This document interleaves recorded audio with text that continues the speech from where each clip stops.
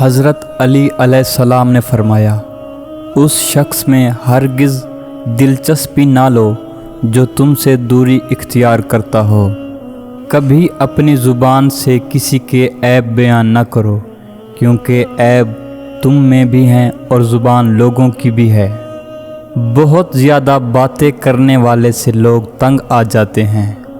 3 کام اللہ کو بہت پسند ہیں: ٹوٹے ہوئے دلوں کو جوڑنا، دل نہ چاہتے ہوئے بھی معاف کرنا، اور کسی کے گناہ پر پردہ ڈالنا۔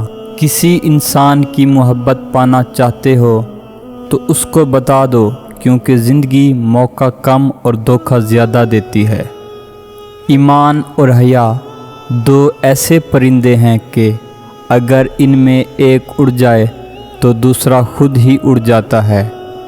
جب تم کسی کو اکیلا دیکھو تو سمجھ جاؤ کہ وہ ایک سچا انسان ہے، کیونکہ بھیڑ ہمیشہ منافق کے ساتھ ہوتی ہے۔ ہر شخص کا غم اس کی ہمت کے مطابق ہوتا ہے۔ اس کو دوست مت بناؤ جو کسی محفل میں آپ کو شرمندہ کرے، خواہ وہ مذاق ہی کیوں نہ کر رہا ہو۔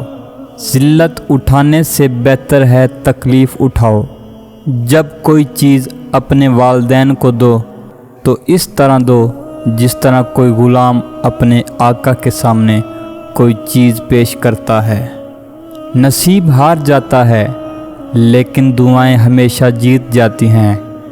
بس یقین کے ساتھ اللہ سے مانگتے رہو، وہ رب ہے، تمہیں مایوس نہیں ہونے دے گا۔ ہر سنی سنائی بات کو بیان نہ کرو، ورنہ تمہاری بے وقوفی کے لیے یہی بات کافی ہے۔ کبھی کسی کو دکھ مت دو، کیونکہ معافی مانگ لینے پر دل میں درد باقی رہتا ہے، جس طرح دیوار میں سے کیل نکالنے پر سوراخ باقی رہتا ہے۔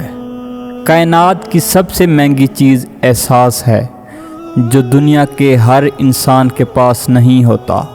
اخلاق ایک دکان ہے اور زبان اس کا تالا ہے۔ تالا کھلتا ہے تو پتہ چلتا ہے کہ دکان سونے کی ہے یا کوئلے کی۔ جب بھی کسی کے ساتھ نیکی کرو تو اسے بھول جایا کرو، جیسے گناہ کرتے وقت اپنے رب کو بھول جاتے ہو۔ جو شخص سجدوں میں روتا ہے اسے اپنی تقدیر پر رونا نہیں پڑتا۔ ہمیشہ زندگی میں ایسے لوگوں کو پسند کرو جن کا دل چہرے سے زیادہ خوبصورت ہو۔ اگر دنیا بہترین جگہ ہوتی تو یہاں کوئی بھی روتے ہوئے پیدا نہ ہوتا۔ جب ہر طرف سے مایوسی اور پریشانی گھیر لے اور دور دور تک کوئی راستہ دکھائی نہ دے تو سمجھ لینا کہ یہی وہ راستہ ہے جہاں سے منزل قریب ہے۔ جو تمہاری خاموشی میں تمہاری تکلیف کا اندازہ نہ کر سکے، اس کے سامنے زبان سے اظہار کرنا صرف لفظوں کو ضائع کرنا ہے۔